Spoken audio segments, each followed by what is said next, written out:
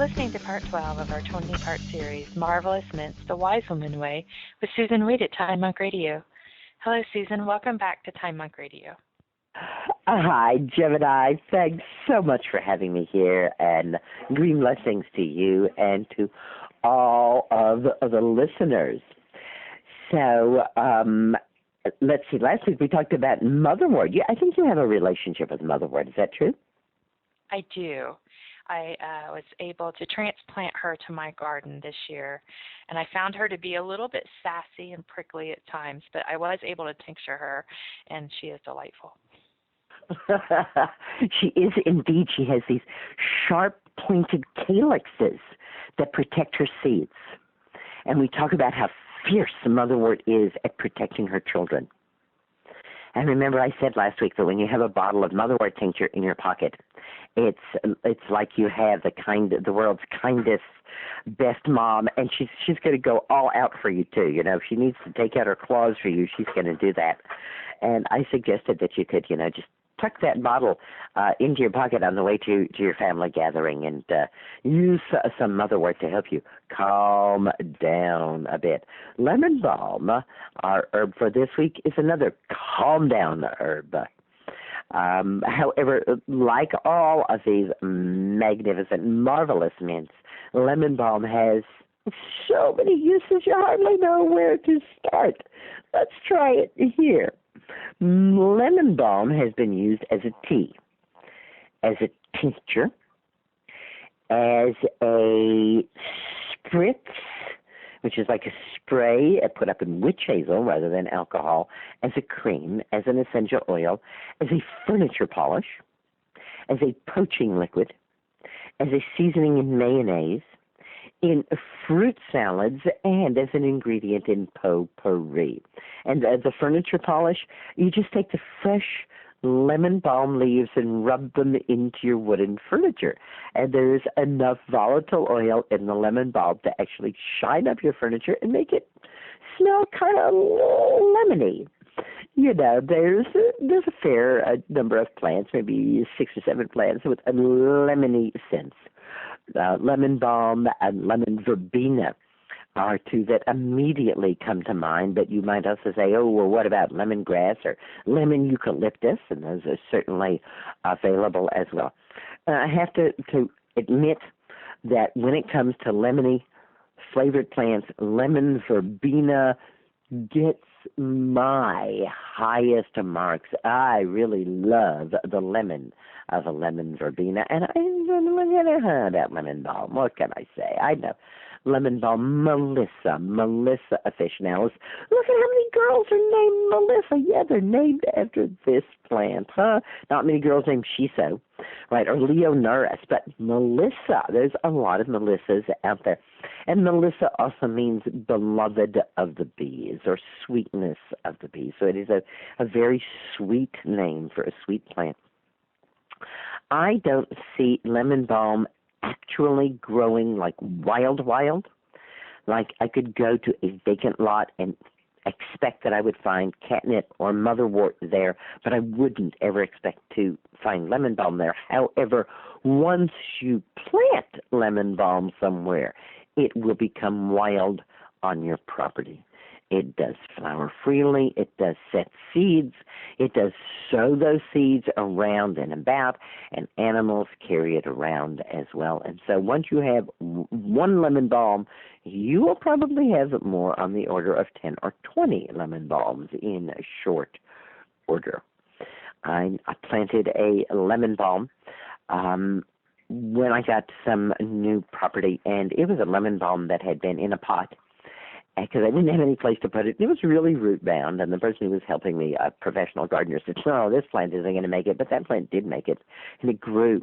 And it grew to the point where you could hardly get your arms around the area it was covering, and then suddenly, bam, bam, bam, bam, bam, bam, bam, bam, bam, there are lemon balm plants growing everywhere in the garden. So it finally took it like 2 or 3 years to really get its feet under it, get those roots down, and then it said, all right, here we come, a lemon balm. Charlemagne ordered lemon balm to be planted in every monastery garden. Paracelsus selected lemon balm for his elixir vitae. With this, he says, I will regenerate the strength of man and render him immortal. Does this remind you of what I said about sage way back, who should die when sage grows in your garden? Yes, indeed. The mints have often been linked to longevity. Isn't that what we were talking about last week with the motherwort? That's a motherwort is the herb of longevity. Melissa officinalis is the one that is usually grown, but there are actually several species. They're native, interestingly enough, to Iran, and they have spread from there. The chemical composition of the volatile oil in lemon balm is remarkably similar to the content of the worker honeybee's Nasonov gland. Now, I don't know what a Nasonov gland is, and you don't know what a Nasonov gland is, so listen up here. A Nasonov gland is used for chemical communication about food sources. So, my wild imagination immediately imagines that you were sitting outside drinking a cup of lemon balm tea, and a bee is coming and deciding that you and your teapot are a great flower grove and going home and doing a little wiggle dance about this fabulous thing. Of course, that's not what's happening. But isn't that interesting that we find both in plant and animal species a chemical that is about the same in both of them?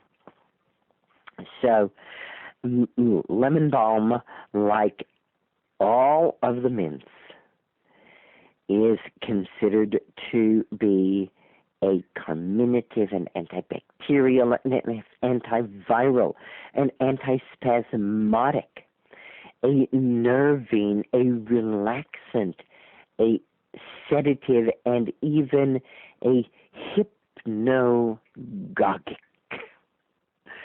So a hypnagogic is something that potentiates sleep. Isn't that an amazing idea?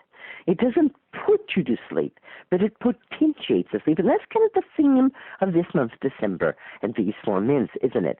They're going to calm you down, but they're not really like sedatives, like whack, knock you out, although with some skill and some knowledge, we can make them that strong. All right. Lemon balm is also, like all mints, antioxidant.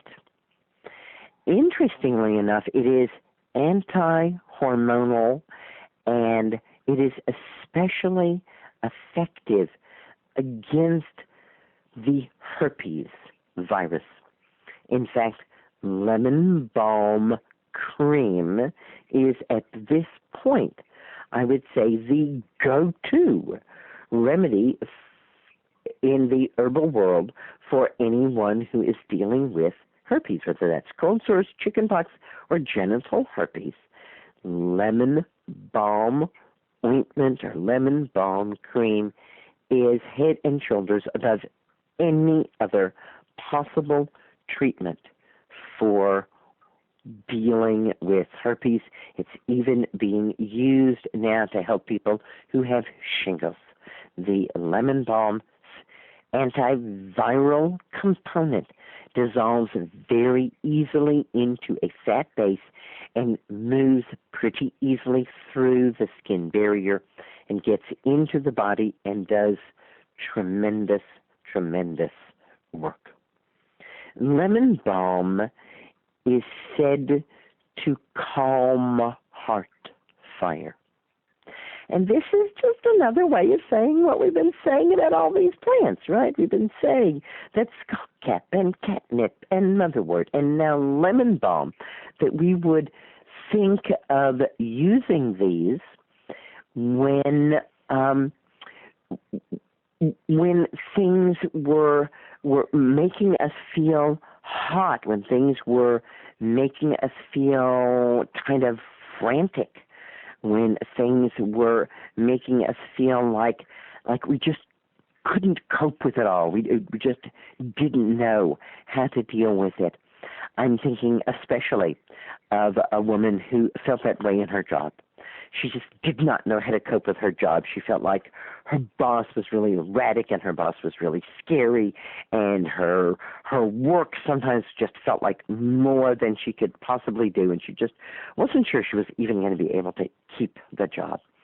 And it was actually a job that had to do with the herbs. And so in working in this job, she discovered that people were using lemon balm in the ways that we've been talking about. And she thought, okay, that's what I'm going to do. And she started drinking lemon balm tea when she's at work. And she said, that worked. It was great for like 5 or 10 minutes. And then she'd just be like, again. So she thought, now I have to tincture the lemon balm. This, it works for me, but it's, can't drink 50 cups of lemon balm tea a day here just to be calm enough.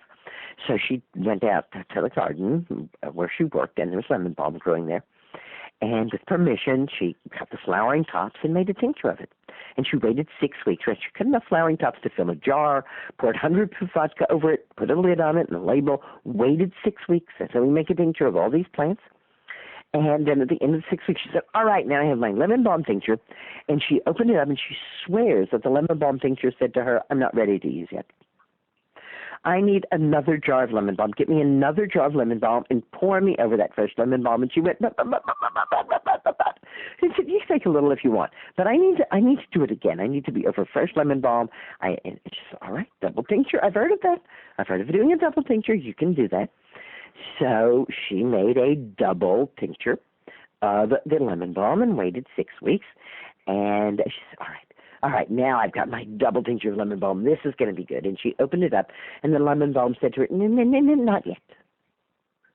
I need to do it again. She's like, again? Yes. Cut me more lemon balm, fill the jar, and then pour me over that. She said, you can take some of me if you want to. So again, she had to wait 6 weeks, and this time she opens the lid, and the lemon balm says, all right, ready or not, here I come. Put me in a dosage bottle. She says that when she takes even like a few drops of that lemon balm tincture, it's like anything could happen, and she would know how to deal with it. She says she feels like Wonder Woman when she has her lemon balm tincture, and she says the most interesting thing is happening, that she's finding that she's taking it less and less, and that she's feeling calmer and calmer.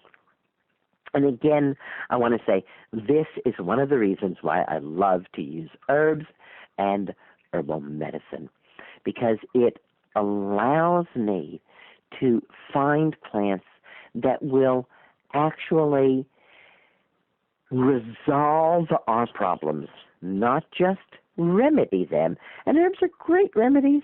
No problem with remedying things.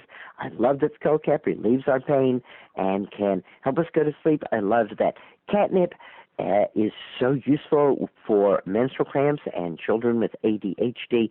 How marvelous that motherwort works in all the phases of a woman's life. And here's lemon balm too. Lemon balm, so useful in so many ways to us. We talked about motherwort being a cardiovascular herb, and I didn't get a chance to mention, because there's so much to say about motherwort, but motherwort is actually one of my favorite herbs for reducing blood pressure. When blood pressure is moderately high, a dropperful of motherwort tincture once or twice a day will usually bring blood pressure down into a normal range within 4 to 6 weeks. That's as fast or faster than many drugs can work. And many of those drugs are harsh on your liver or your kidneys, not motherwort. And I bet you know where this is leading. Lemon balm tincture does the same thing. If for some reason you cannot get hold of motherwort and you really want to use something natural to bring down your blood pressure, get some lemon balm tincture. The early Greek and Roman herbalists prescribed lemon balm steeped in wine for relaxation and renewal. Also against the biting of any venomous beasts. Arab herbalist said that lemon balm was fabulous for strengthening the heart. And Shakespeare mentions lemon balm in The Merry Wives of Windsor, where lemon balm is tossed on floors before the party so the guests will be merry. Did we say that these herbs can have some effects on our mood and how we feel? Lemon balm tea actually causes the blood vessels to dilate. So it works to relieve blood pressure, not by changing the amount of fluid that the kidneys are dealing with, not by inhibiting ACE, but by actually challenging and changing the very thing that raises blood pressure, which is the narrowing and tightening of the blood vessels themselves. And so once again, we see that lemon balm and herbs in general are poised to not just help us deal with a problem, but help us truly become healthy. For an at-home lemon balm massage, make yourself some lemon balm oil. Cut fresh lemon balm, put it into a jar, pour oil over it. You can start using this oil after 3 weeks. If it starts to get off at all, just pour it off the leaves and pour it onto some fresh leaves, and that might happen at the 3-week mark since you're using the fresh leaves. And before bed, massage your hands, your feet, and your ears with your lemon balm oil. And it is said that you will sleep a deep and restorative sleep thanks to lemon balm. Lemon balm is recommended in China for heart yin deficiency, kidney jing deficiency, and liver yang rising. Very much the same indications for lemon balm that we've had for the other herbs in this grouping: skullcap, catnip, and motherwort. Exhaustion, debility, peevishness in adults and children, nightmares, especially in children, ADHD, nervousness, insomnia, palpitations, functional heart conditions, hypertension, and a very interesting one is hyperthyroidism. So, one of the things that we have found, and this is not true of all of the mints, it seems to be quite particular to the lemon balm, is that lemon balm decreases the functioning of the thyroid. So if your thyroid is producing too much thyroid medication, consistent use of lemon balm has been shown to calm that down. The other side of this is that most people who have problems with their thyroid have hypothyroidism. In other words, the thyroid is too low. It is not making enough thyroid hormone. These are the people who are taking thyroid hormone, either Synthroid or Armour. All right? So if you already have low thyroid functioning, then you would want to use lemon balm sparingly. When I first read about this, it made me wonder, I wonder if this is why I have this aversion to the lemon balm. Maybe my body knows something that I don't know about how my thyroid is actually acting. And so my body is saying, no. That your thyroid is good the way it is, but if you start depressing it, it's not going to be good, and you're going to get into a trouble zone. But again, without landing on this point too heavily, I really don't like lemon balm at all. I don't like the smell of it. I don't like the taste of it. You're going, why do you grow in your garden? Because I have to show it to people. Because it's an important plant and many, many, many people love it. Maybe I'm like those cats. Maybe I just got a double recessive on the lemon balm thing, and everybody else is really happy with it. Not with human beings. We don't give human beings things and then kill them and look to see what happens. But we do that with animals. And so we found that if we had an animal who had inhaled lemon balm, and I'm going to guess that this would be true of any aromatic mint, and then we off them and autopsy them, we actually find that the inhaled molecules were concentrated in the hippocampus of the limbic system. Now, the limbic system has to do with feeling and emotion and creativity. And we have been talking about all this month of December, how the mints actually have some mildish psychoactive properties. And now we can be more specific. It's not just psychoactive. It actually concentrates in the hippocampus of the limbic system. So you can go and study up on your brain and say, you're kidding. Lemon balm does that? Whoa, that is quite the interesting thing. German Commission E tells us that lemon balm is medically useful when there is a nervous disturbance of sleep or functional gastrointestinal disorders. There are no known contradictions, there are no known side effects, and there are no known interactions. In fact, combinations with other sedative or carminative herbs are usually advantageous when working with lemon balm. In a way, we might say that lemon balm is kind of the weakest of these four sisters, and I think that point is made very, very clear. And the woman with the lemon balm kept saying to her, no, I need to get stronger. I need to get stronger before you can use me. Let me get stronger. Make a double tincture, right? Make a double oil. Really get the essence of that lemon balm there. Lemon balm contains not just volatile oils, but glycosides, caffeic acid, flavonoids, triterpene acids, tannins, and bitters. And these are fairly typical constituents for plants in the mint family, with the flavonoids, which is a kind of polyphenol, giving a tremendous antioxidant boost and very interesting influence on the gut.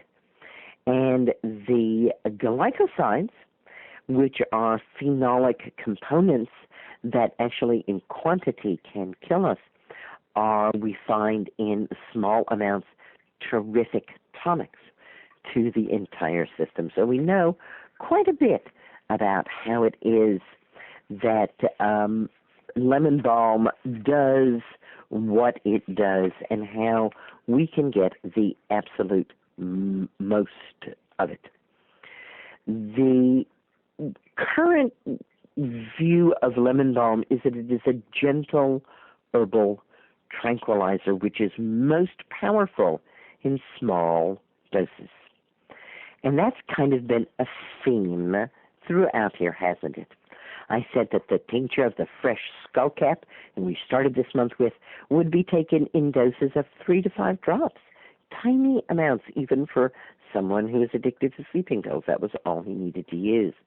I mentioned that the catnip, if we are going to make a tincture of it, that tincture we would want it to take in small doses. Otherwise, we might have a kid running up and down the airplane screaming if we gave a full dropper full of that, which for many plants would not be too much.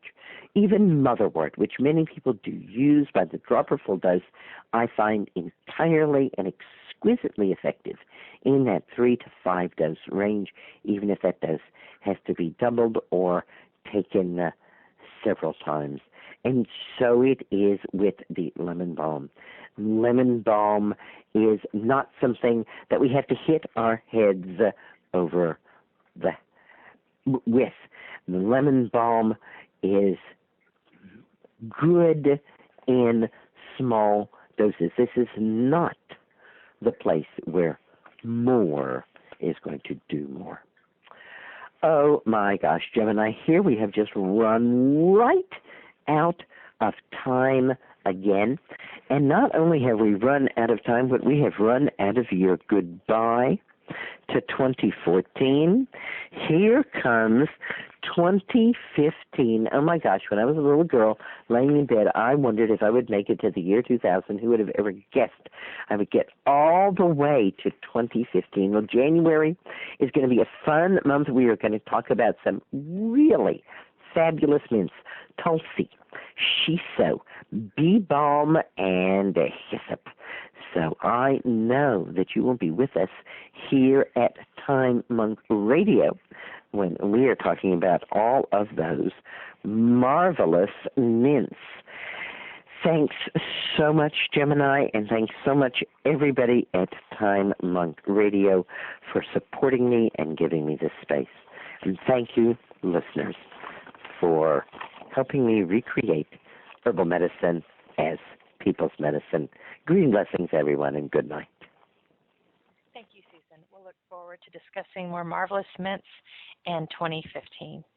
This concludes Part 12 of our 20-part series, Marvelous Mints, The Wise Woman Way with Susan Weed at Time Monk Radio.